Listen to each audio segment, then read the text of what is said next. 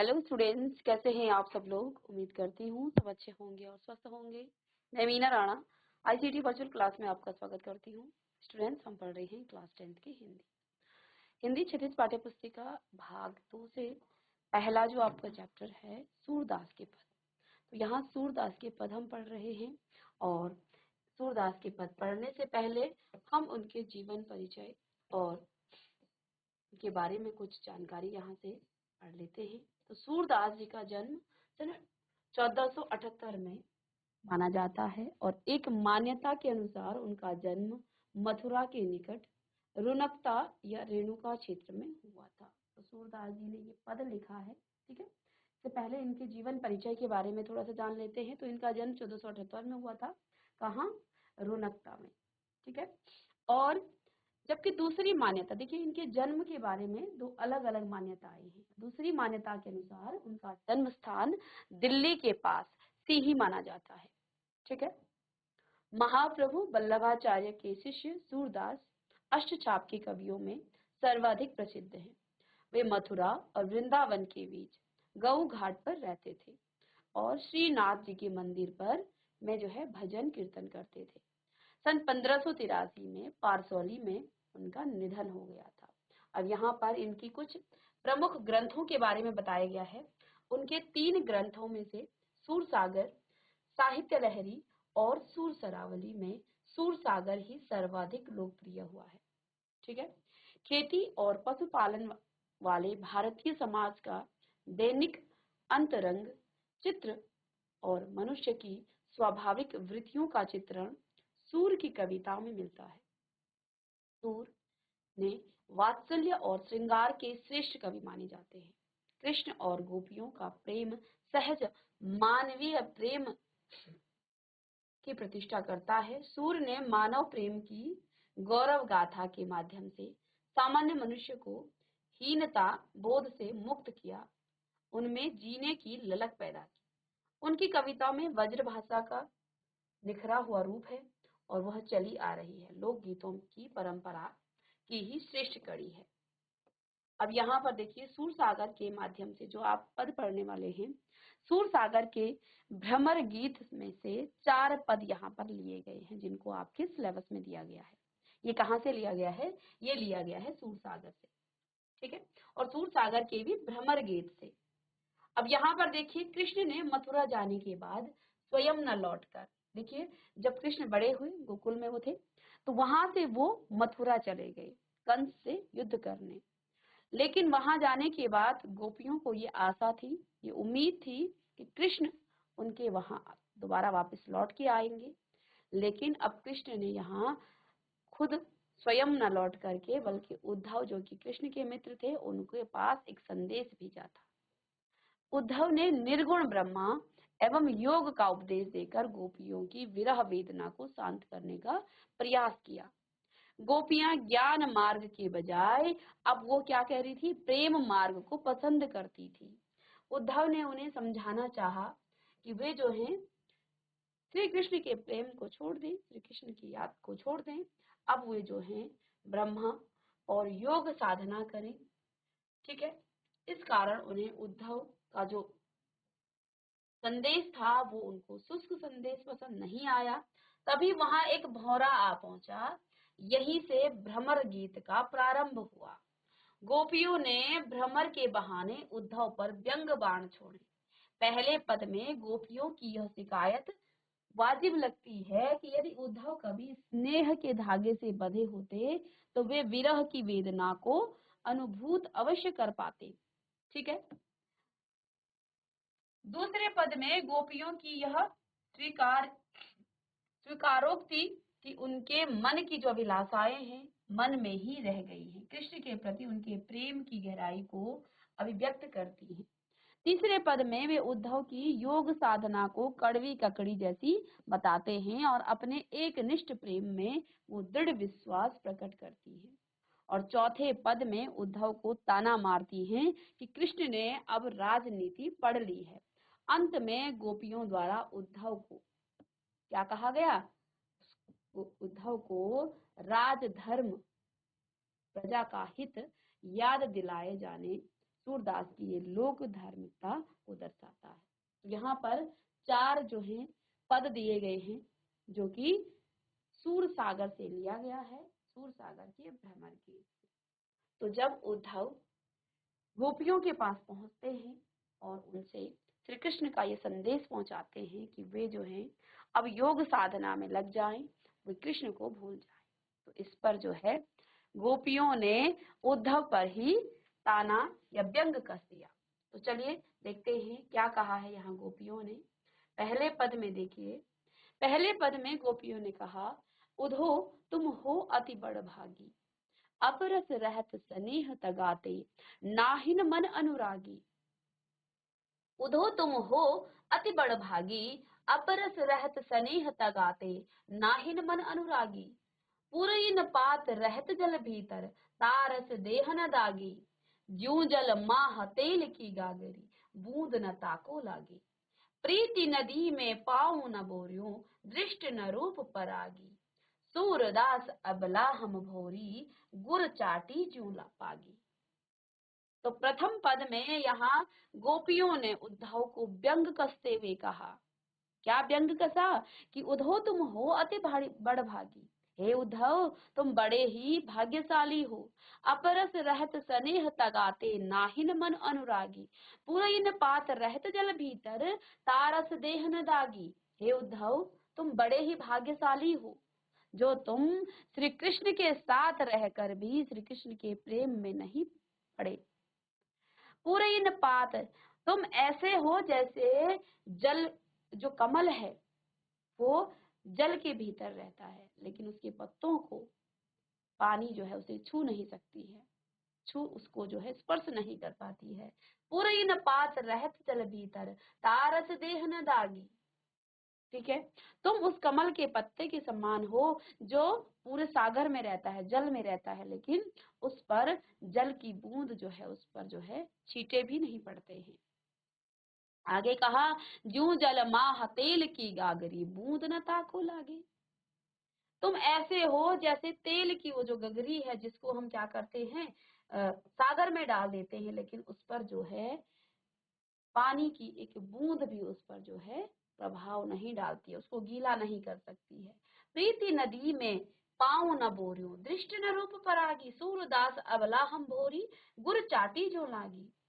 तुम प्रीति नदी में जो है रहते हुए भी उसमें तुमने अपने ना तो दृष्टि डाली और ना ही तुमने उसमें अपने पांव डाले। अर्थात तुम श्री कृष्ण के साथ रहकर भी क्या हो, प्रेम से, उस भक्ति से, कृष्ण भक्ति से तुम दूर हो। अर्थात यहाँ जो गोपियां हैं वो क्या कह रही हैं कि तुम बड़े अभागे हो, तुम भगवान श्री कृष्ण के साथ रहकर भी उनकी भक्ति से, उनकी प्रेम भक्ति से तुम दूर हो। तुमसे बड़ा अभागा कौन हो सकता है। इतने बड़े भक्ति सागर के साथ, भगवान श्री कृष्ण के साथ रहकर भी तुम जो हो उनके साथ रहकर भी उनके साथ नहीं हो।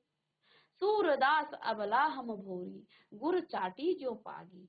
अब यहाँ जब उद्धव ने गोपियों को संदेश दिया कि तुम योग साधना करो, तो तब जो है गोपियों ने उद्धव पर ही व्यंग कसा कि हे उद्धव तुम बड़े भाग्यशाली हो, अर्थात तुम बड़े अभागे हो, क्योंकि व्यंग कहा गया है ना यहाँ पर। तो कहते हैं तुम बड़े अभागे हो क्योंकि तुम जो है श्री कृष्ण के प्रेम में तुम नहीं पड़े। पूरे पात, जिस प्रकार से जल में जो कमल रहता है वो जल में रहता है लेकिन उसके पत्तों को पानी छू नहीं सकता है। जो जल माह तेल की गागरी, तेल की गागरी को यदि आप सागर में डुबो दे तो उस पर जल का प्रभाव नहीं होता है। तुम ऐसे हो, तुम जो है प्रेम नदी में रहते हुए भी प्रेम की तरफ, श्री कृष्ण की तरफ भक्ति में तुमने ना तो अपनी दृष्टि डाली और ना ही अपने पांव डाले।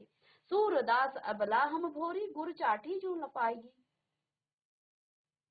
यहाँ गोपियों ने किससे कहा, उद्धव से, कि हे उद्धव हम अबला जो गोपियां हैं, अबला जो नारियां हैं, हम क्या करें, हमारा जो मन है वो कृष्ण भक्ति में, कृष्ण प्रेम में इस प्रकार से डूब गया है जिस प्रकार से गुड़ पर चींटी लग जाती है।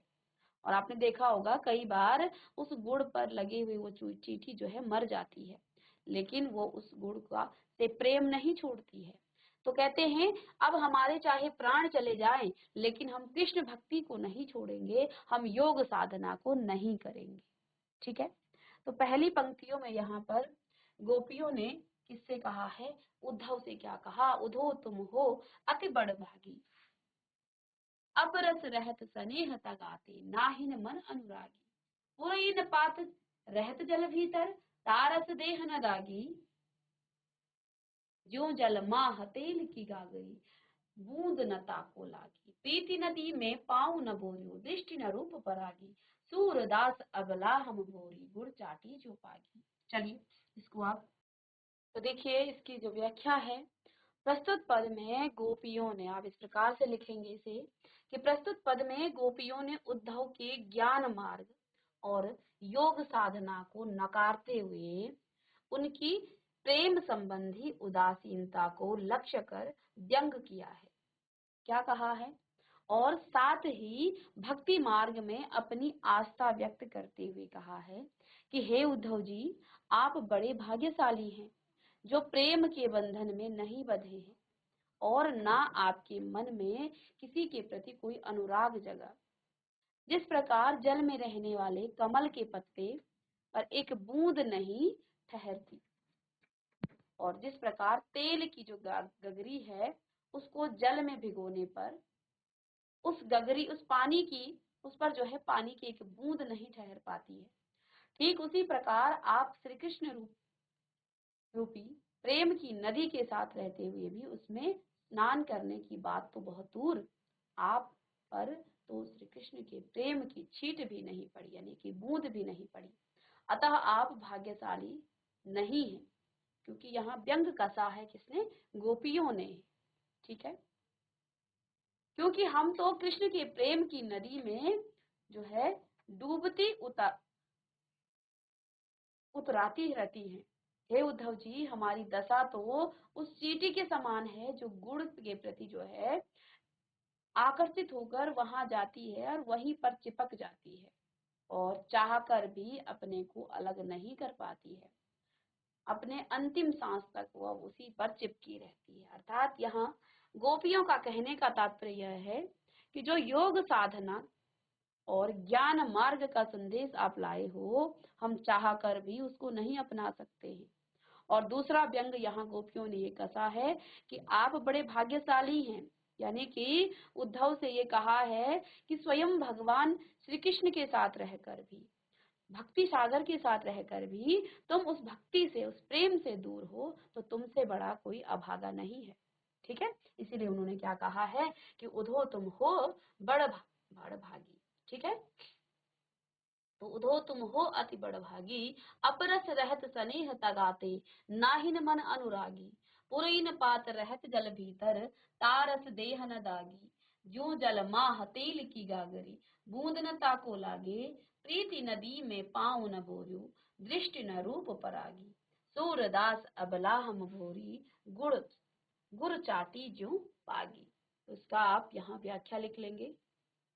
चलिए दूसरा पद पढ़ेंगे एक बार फिर से। मन की मन ही माज रही, कहिए जाए कौन पे ऊधो नाही, परत कही अवधि असार आस आवन की, तन मन बिथा सही, अब इन जोग संदेश सनि सनि सुनी, सुनि सुनी विरहिन विरह दही, चाहती हुती गुहारी जितहि ते, उतते धार बही, सूरदास अब धीर धरई क्यों, मर जादा न लही। अब देखिए इसकी व्याख्या यहाँ से। अब जो है उद्धव ने क्या कहा है? उद्धव ने कहा कि गोपियों ने उद्धव से कहा, हे उद्धव जी, हमारे मन की जो बात है वो हमारे मन में ही रह गई। हम कृष्ण से बहुत कुछ कहना चाह रही थी, पर अब हम कैसे कह पाएंगे? हे उद्धव जी, जो बातें हमें केवल और केवल कृष्ण से कहनी है, उन बातों को किसी और को कहकर संदेश नहीं भेज सकती हैं। श्री कृष्ण ने जाते समय कहा था कि काम समाप्त कर वे क्या करेंगे, जल्दी ही लौट आएंगे, लेकिन हमारा तन और मन उनके वियोग में दुखी है, फिर भी हम उनके वापसी के समय का क्या कर रहे हैं, इंतजार कर रहे हैं। मन में बस एक आशा थी कि वे आएंगे तो हमारे सारे दुख दूर हो जाएंगे, परंतु कृष्ण ने हमारे लिए ज्ञान योग का संदेश भेजकर हमें और दुखी कर दिया है। हम तो पहले ही दुखी थी, अब इस संदेश ने तो हमें कहीं का नहीं छोड़ा। हे उद्धव, हमारे लिए यह विपदा की घड़ी है। ऐसे में हर कोई अपने रक्षक को जो है आवाज लगाता है, पर हमारा दुर्भाग्य देखिए कि ऐसी घड़ी में जिसे हम पुकारना चाहते हैं वही हमारे दुख का कारण है। हे उद्धव जी, प्रेम की मर्यादा है कि प्रेम के बदले प्रेम ही दिया जाए, किंतु कृष्ण ने हमारे साथ छल किया है। उन्होंने मर्यादा का उल्लंघन किया है, अतः अब हमारा धैर्य भी जवाब दे रहा है। तो यहाँ पर क्या कहा है कि मन की मन ही, अब गोपियां किससे कह रही, उद्धव से, मन की मन ही माज रही, कहिए जाए कौन पे उद्धव, यानी कि हे उद्धव, हमारे मन की जो बात थी वो हमारे मन में ही रह गई, कहिए जाए कौन पे उद्धव, यानी कि अब हम किस पर अपने मन की बात कहेंगे। ठीक है, ना ही परत कही अवधि असार आस आवन की, तन मन विथा सही। अब इन जोग संदेश ने सुनी सुनी, बिरहि विरह दही, चाहती हुते गुहारी, जितहि ते उतते धार बही, सूरदास अब धीर धरई क्यों, मर जादा न लही। अब गोपियों ने उद्धव से क्या कहा कि हमारे मन में जो बात थी वो मन में ही रह गई। हम जिस बात को कृष्ण से कहना चाहते हैं, अब कृष्ण ने स्वयं आने के बजाय तुम्हें यहाँ भेज दिया है, तो अब हम अपनी बात को तुमसे भी नहीं कह सकते हैं। ठीक है ना, तो अब हम किससे ये बात कहें। ठीक है, हमें ये आस थी कि कृष्ण आएंगे, क्योंकि कृष्ण ने हमें कहा था कि हम जो है अपना काम खत्म करके आएंगे। हम जो है मन वचन और कर्म से कृष्ण की जो है क्या कर रहे हैं, उनका इंतजार कर रहे थे। अब हम ये संदेश किसको भेजें, कैसे भेजें। ठीक है, कहते हैं कि ऐसे हम जो है अभी क्या हैं, हम बड़े दुखी में हैं, दुख अवस्था में हम यहाँ पर हैं। अब कहती हैं कि इस समय हमें जो है अपने इष्ट देव को पुकारना है, लेकिन अब हमारे इष्ट ही हमारे दुख का कारण है, हम चाह कर भी उनको नहीं पुकार सकते हैं। हे सूरदास जी ने कहा है कि हे उद्धव, इस समय हम जो है अपने धैर्य को भी, गोपियां कह रही हैं कि हम अपने धैर्य को भी खो बैठी हैं। ठीक है, तीसरा पद है यहाँ पर आपका,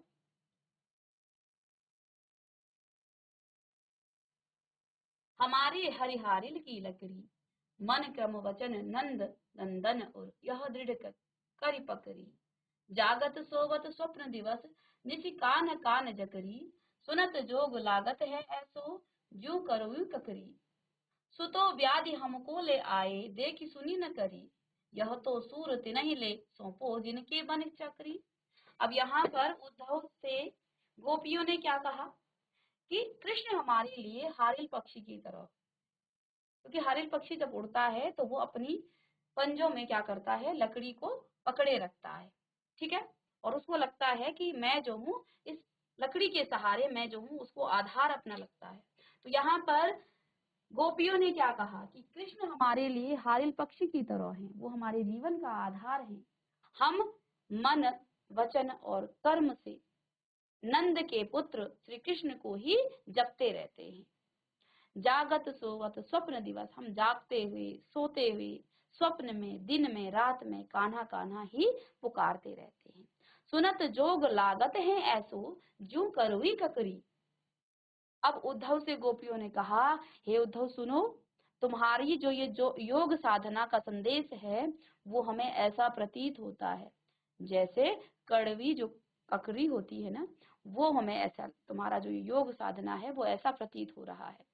सुतो व्याधि हमको ले आए, देखी सुनी न करी, हमने ना तो ये योग साधना ना कभी देखा है, ना सुना है, और ना ही इसको भोगा है। यह तो सूर तिनहि ले सौंपो जिनके मन चकरी। सूरदास जी कह रहे हैं, गोपियों ने उद्धव से कहा ये संदेश तो तुम उनको जाकर दो जिनका मन क्या है, चंचल है, जो एक स्थान पर स्थिर नहीं है। हम तो अब कृष्ण भक्ति में खो गए हैं, अब हम जो है कहीं और जो है अपने मन को नहीं लगा सकती हैं।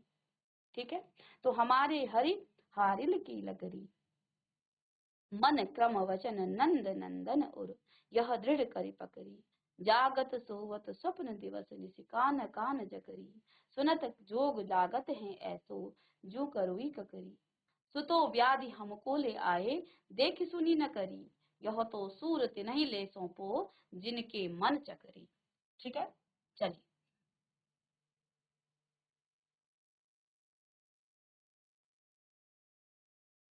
अब इसकी व्याख्या आप इस प्रकार से लिखेंगे।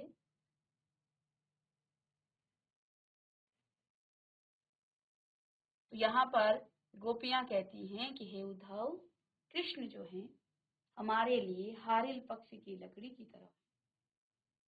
क्या कहा गोपियों ने कि कृष्ण हमारे लिए हारिल पक्षी की लकड़ी की तरह है। जैसे हारिल पक्षी जो है उड़ते वक्त अपने पैरों में कोई लकड़ी या तिनका थामे रहता है और उसे विश्वास होता है कि यह लकड़ी उसे गिरने नहीं देगी। ठीक उसी प्रकार कृष्ण भी हमारे जीवन के आधार हैं। हमने मन, क्रम, कर्म और वचन से नंद बाबा के पुत्र कृष्ण को अपना मान लिया है। अब तो सोते जागते या सपने में दिन रात हमारा मन जो है बस कृष्ण कृष्ण का ही जाप करता रहता है। हे उद्धव, हम कृष्ण की दीवानी गोपियों को तुम्हारा यह संदेश कड़वी ककड़ी के समान जो है लग रहा है। हमें जो कृष्ण प्रेम का रोग लग चुका है, अब हम तुम्हारे कहने पर योग का रोग नहीं लगा सकती। क्यों नहीं लगा सकती? क्योंकि इसको ना तो हमने कभी भोगा है, ना इसको जाना है। हमारे लिए यह ज्ञान मार्ग सर्वथा अनजान है। अतः आप